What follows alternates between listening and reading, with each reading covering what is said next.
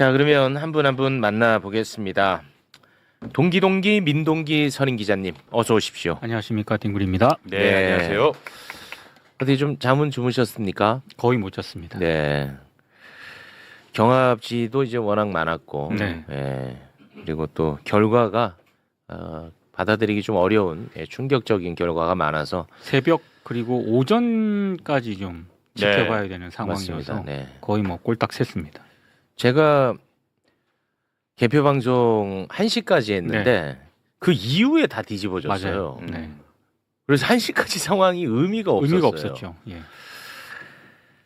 자, 그리고 이 여론조사를 다 없애야 돼. 여론조사를. 제가 뭐 지금 결심을 오늘 강하게 하고 왔거든요. 뭐 누구를 비난하거나 난탓하지 말자. 강한 결심을 하고 왔는데 얼굴 보니까 또 조금 끌어오르네요. 너무 안 맞다. 이 여론조사 이 예. 없애야 돼. 괜히 이것 때문에 그 처음에 이완됐던 거 아닌가 하는 생각도 아하. 갑자기 또 확 드네. 예. 리얼미터 이택수 대표님 어서 네. 오십시오. 안녕하세요. 네, 안녕하세요. 오늘 괜히 온 것 같아요. 아니 그래서 최근 앵커진이 보는 눈빛이 너무 매섭습니다. 네. 아니 그 네. 여론조사 전문가로서 가장 충격적인 결과는 어떤 결과입니까? 이따가 뭐 자세하게 하겠습니다. 그냥 간단하게만. 뭐 대표적으로 지금 숫자는 민주당이 이제 이긴 결과가 나왔지만 안방을 내줬다는 점에서 저 서울, 또 뭐 경남 뭐 이런 대표적인 지역에서 여론조사랑 좀 다른 그리고 심지어 출구조사까지도 다른. 왜냐하면 여론조사는 블랙아웃 기간 6일 전 데이터이기 때문에 그 사이에 좀 변화가 있을 수도 있다고 봤는데 네. 이 출구조사랑도 조금 다른 결과를 보니까 굉장히 충격적이었고 좀 답답했죠. 네. 알겠습니다. 자, 그리고 좀 거리를 두고 이 선거를 좀 분석해 주실 분이 필요했는데 모두가 다 출연을 거부했습니다. 그래도 이렇게 또 한 분이 나와 주셔서 너무 감사할 뿐입니다. 박구영 교수님 어서 오십시오. 네, 박구영입니다. 반갑습니다. 네. 안녕하세요. 그렇게 그 축 쳐져서 하실 것 같으면은 나가세요. 근데 이 중에 가장 처진 분이 최욱 씨. 그래요? 네. 아니 사실은 이제 조금 몸이 안 좋아서 그래요? 안 나오려고 했는데 죄송합니다. 네. 내 느낌에 이제 그렇더라고. 아침에 죄송합니다. 누가 방송에 나오기 쉽지 않겠다. 네, 다들 왜냐면 고사 지금 이제 있습니다. 네. 나와서 누가 나오든 욕도 먹을 것 같고 네. 뭐 그런 분위기에서 너무 죄송한 것 같습니다. 주말에 가서 또 광주 가야 되는데 네. 들렸다 하자 생각하고 왔습니다. 예. 너무 죄송합니다. 네. 일단 투표 결과를 살펴보기에 앞서서 네. 투표율부터 먼저 한번 볼까요? 일단 이번 지방선거 잠정 투표율은요 61%로 지금 집계가 됐습니다. 역대 지방선거 투표율 가운데 두 번째로 높고요.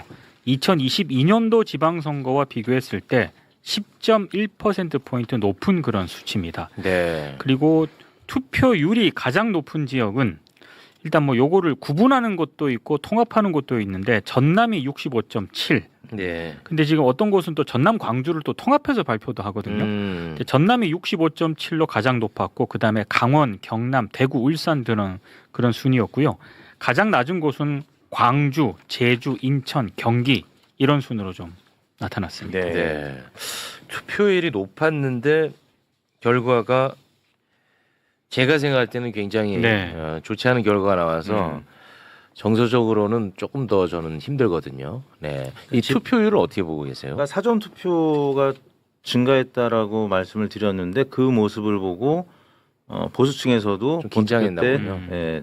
사실 더 많이 나온 겁니다. 그래서 사전 투표 증가율을 보고 조금 진보층이 좀 이완된 그리고 블랙아웃 기간 전에 발표된 조사 결과들이 뭐 다소 여유가 있었기 때문에 물론 이제 그 전주에 서울 같은 경우는 붙는 조사들도 있었어요. 근데 네. 뭐 사실 진보 진영에서는 애써 좀 부인하고 싶은 부분도 약간 좀 있었죠. 그랬던 것 같아요. 이제 네. 지금 결과를 놓고 이제 과거를 돌이켜 보니까 그런 네. 측면이 있었던 것 같아요. 그렇죠. 그래서 이제 엄밀히 말하면 지난 대선 때 이재명 후보가 47.13%를 서울에서 득표했는데 이번에 정원 후보가 48.13%딱 1%포인트 더 증가한 하긴 했습니다. 아, 네. 네, 그런데 진보 진영 보수 진영을 합쳐서 보면 이재명 후보하고 당시 권영국 후보의 합이 49.16% 48.4%였고 네. 이번에 권영 후보랑 정원 후보를 합치면 49.16% 살짝 증가했어요. 0.76% 포인트 증가했는데 네.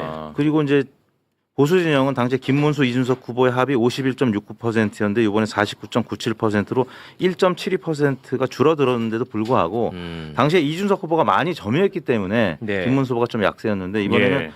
이준석이라는 인물이 없었고 개혁신당 후보가 0.82%밖에 못 가져가니까 여기는 사실상 보수 단일화 효과가 있었던 겁니다. 아. 그러니까 우리가 보수층이 뭉치고 네. 진보층이 좀 분열했던 지역구들은 다 아쉽게 석패했던 아. 서울, 평택을 이쪽 저 영남권도 마찬가지고 좀 아쉬운 부분이 네. 조금 분열했던 측면. 예. 우리가 너무 방심했구나라는 생각이 들고 사실 뭐 야구에서 뭐 예를 들어 15대 1로 이기고 있다라고 하면 야구에서는 번트를 안 됩니다. 근데 이 선거는 사실 전쟁이기 때문에 15대 1로 이겨도 번트 되고 계속 점수를 내야 되거든요. 근데 이제 민주 진보 진영이 막판에 네. 보면 15대 1이 뭐 16대 0까지는 아니더라도 그냥 지키는 야구를 하려고 하다가 결국에는 네.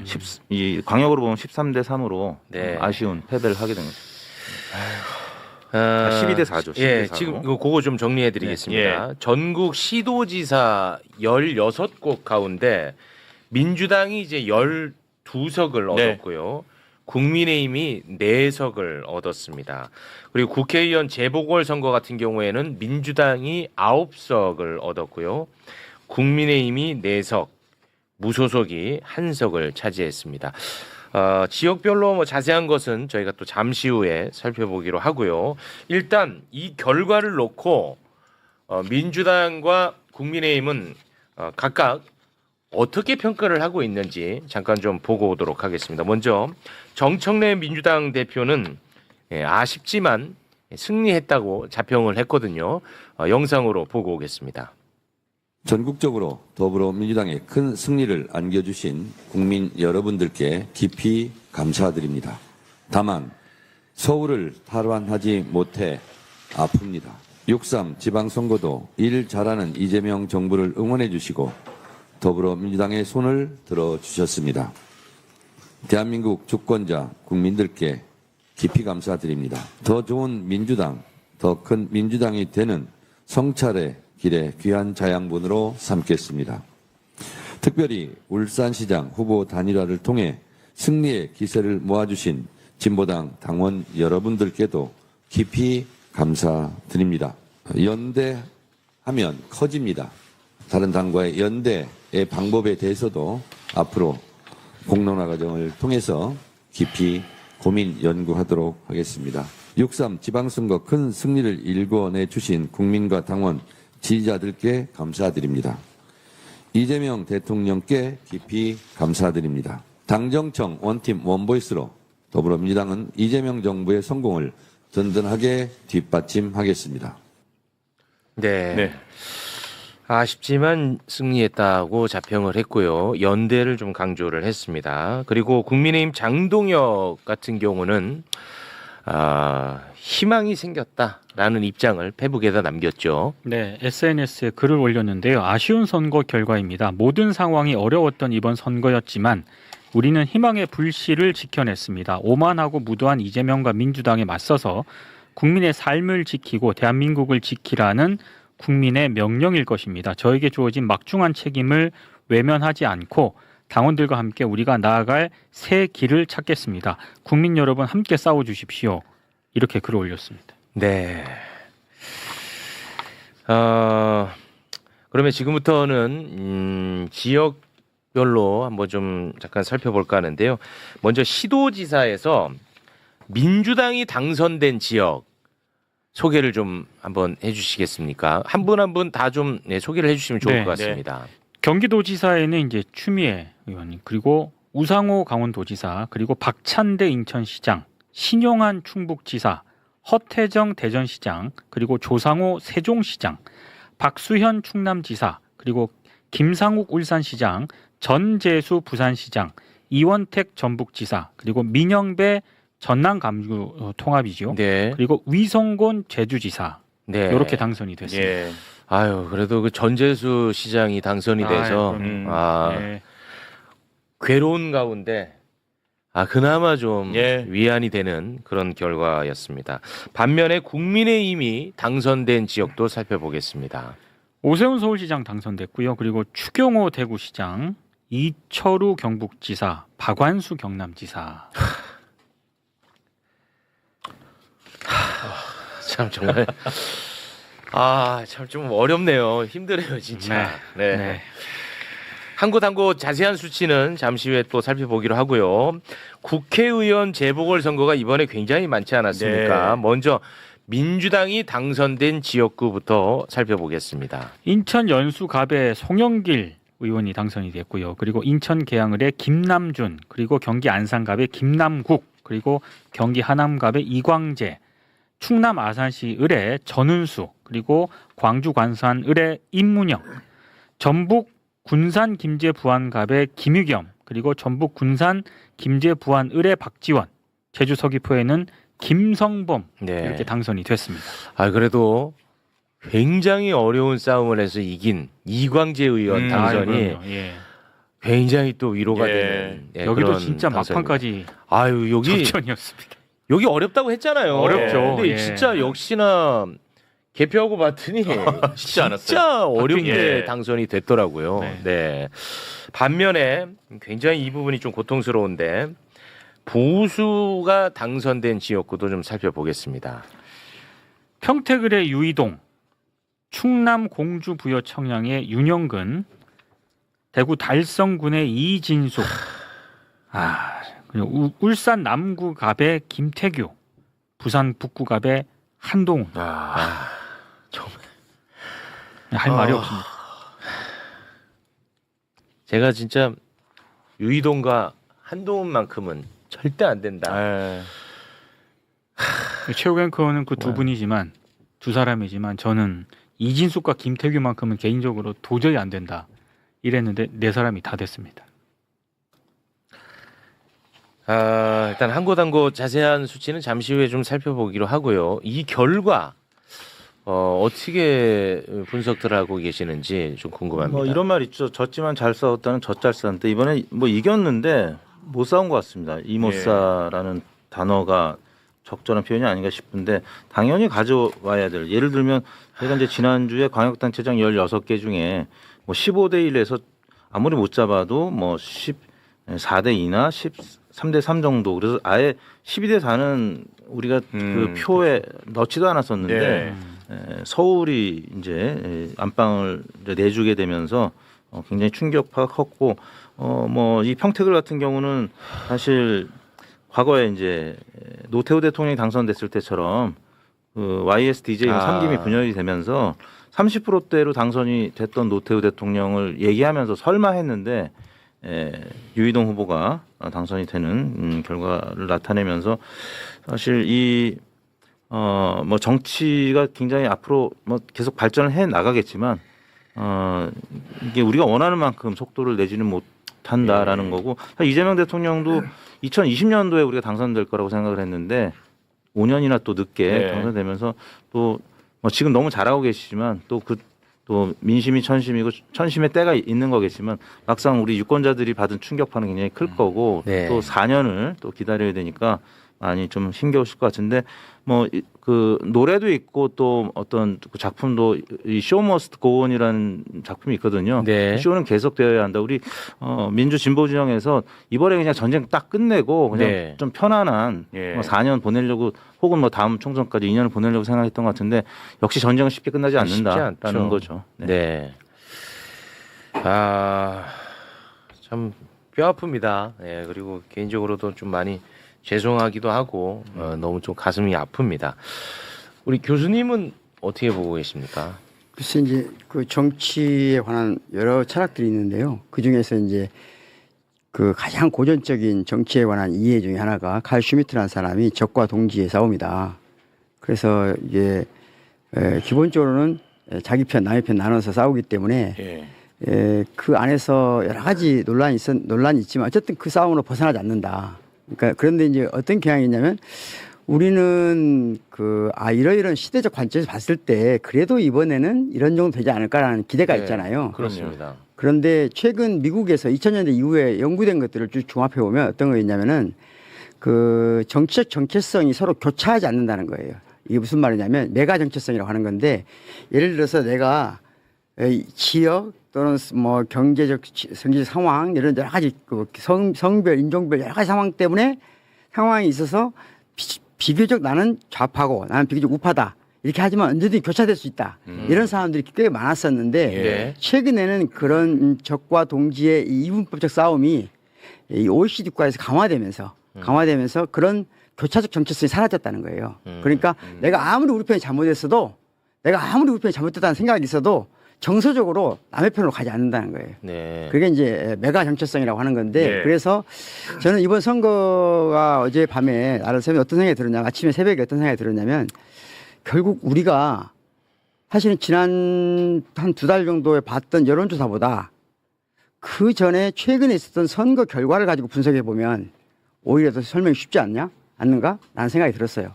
그만큼 우리도 지난 한 20년 동안 특히 제가 보기에는 이제 박근혜 탄핵 이후로 네. 그 정체성이 메가 정체성으로 교차 정체성이 아니라 메가 정체성으로 강화되면서 이번에 특히 이제 우파들의 경우 보수적인 경우에 우리가 생각하는 체면이 있으면 투표장에 안 나오거나 가만히 있어야 될 것 같다는 생각하잖아요. 그러니까요. 근데 그렇게 안 된다는 거예요. 와. 그렇게 안 되고 그런 건 다 머릿속에 내란에 대한 책임의식이라든가 내란이 아니라 우리 편이 다 죽는다. 그리고 뭔가 응징을 해야 된다. 말로는 견제라고 하지만 실제는 응징하려고 하거든요. 거꾸로. 예. 그런 것들이 강화되는 데 반해서 저희들이 좀 민주 진보 진영이 저희가 너무 빨리 캠페인을 터뜨려진 거 아닌가? 그래서 우리가 너무 많이 승리할 거라고 생각하고 내부에서 우리 사이에서 금이 빨리 그어진 거 아닌가?